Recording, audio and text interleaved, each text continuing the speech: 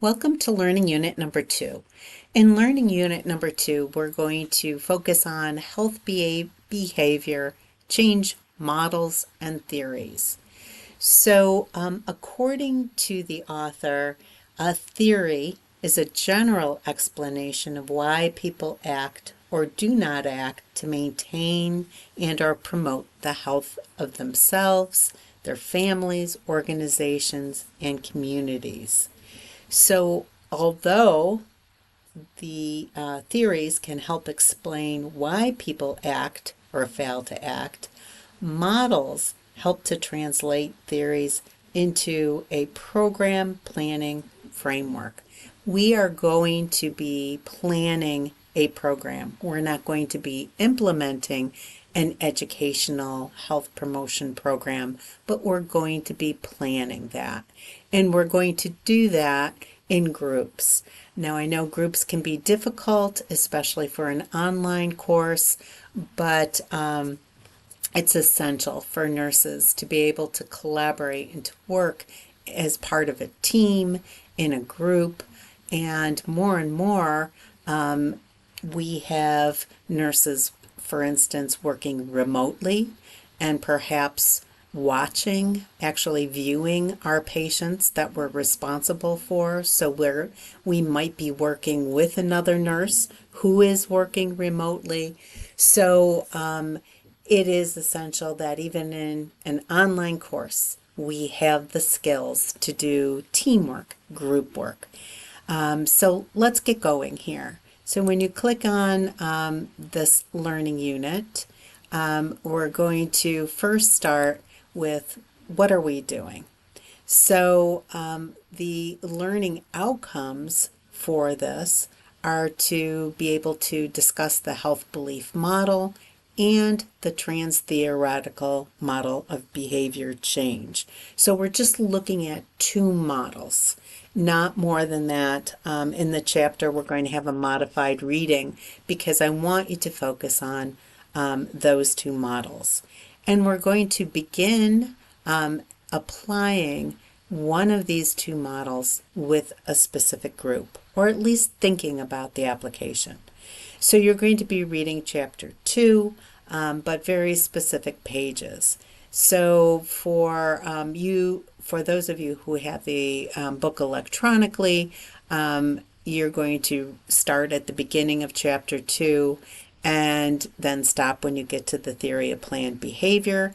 You're going to restart, for those who have the paper copy book, at page 38, starting with historical perspective, and you're all going to go through the readings, including the key terms.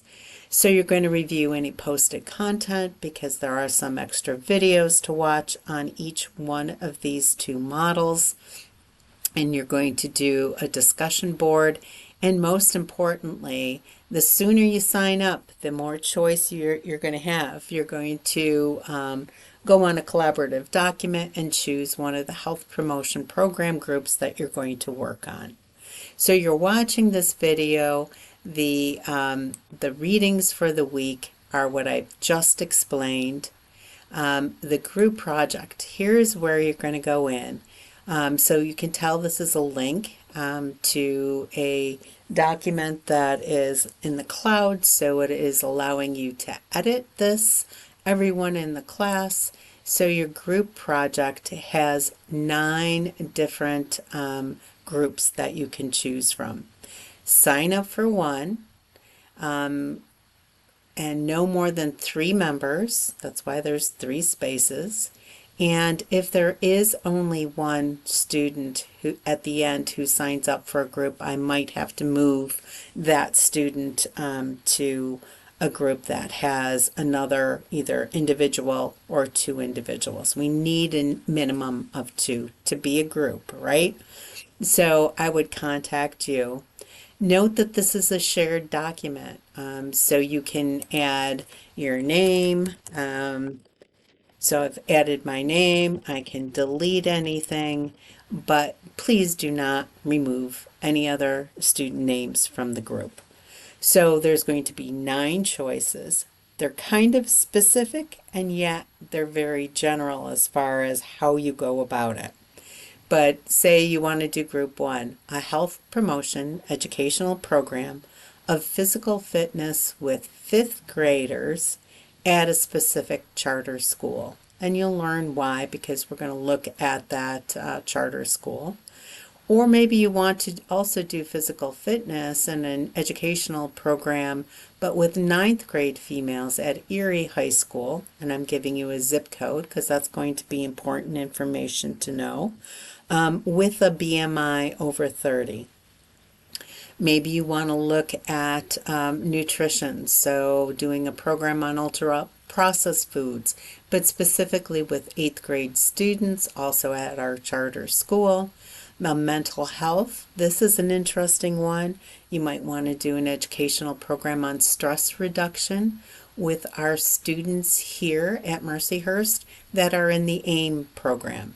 The AIM program is Autism Initiative at Mercyhurst.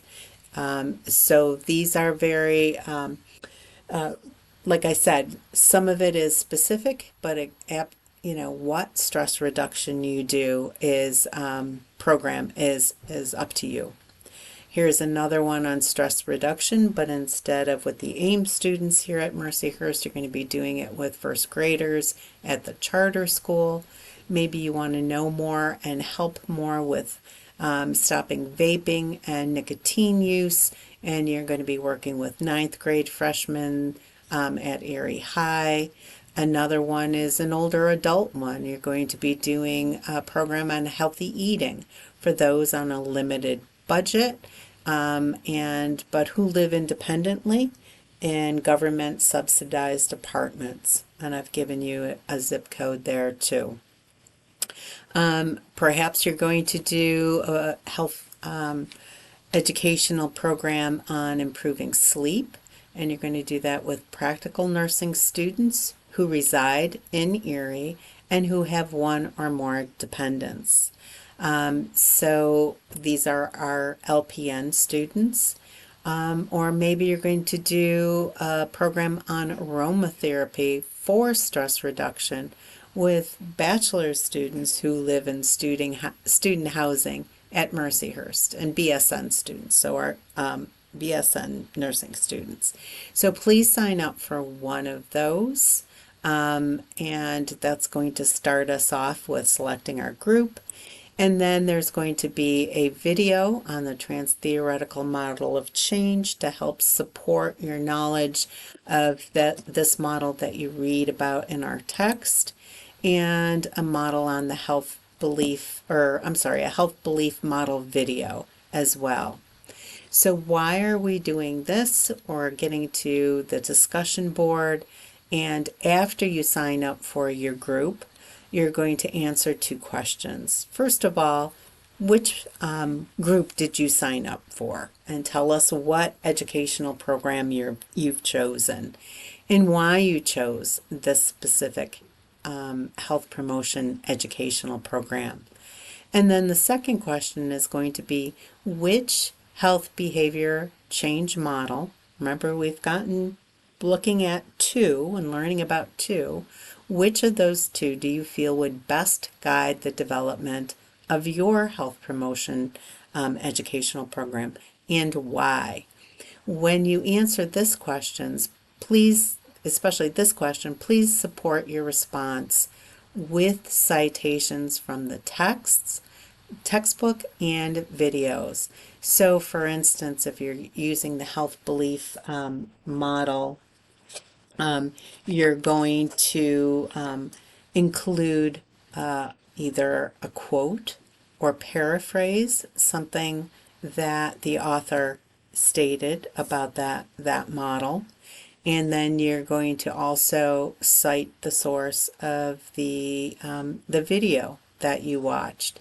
To the best of your ability, you're doing this APA because we're developing as scholarly writers. So I'll be giving you feedback, but you can also look at your APA the Easy Way book to do that if you're not familiar with APA citation.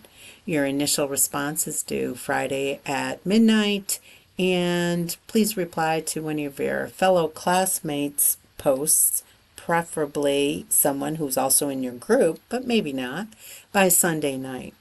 And if you want to know the grading rubric, here you can look at the syllabus. That gives you very specific criteria to meet the full 20 points.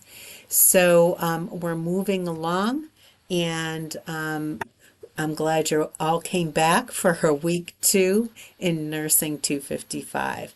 And one thing, just so you know, there are 2 sections of this course. So if you're looking at my video and you see something about 255.01 and you're in 255.02, that's okay. I'm using the same video, but you do have different Blackboard course sites to go to. So I think that's it for the week. Any questions, of course, email me, call me, stop by my office, and don't sit on a question. Ask, and I can then answer it. And if you have a question, somebody else in your group probably does too. Have a great week.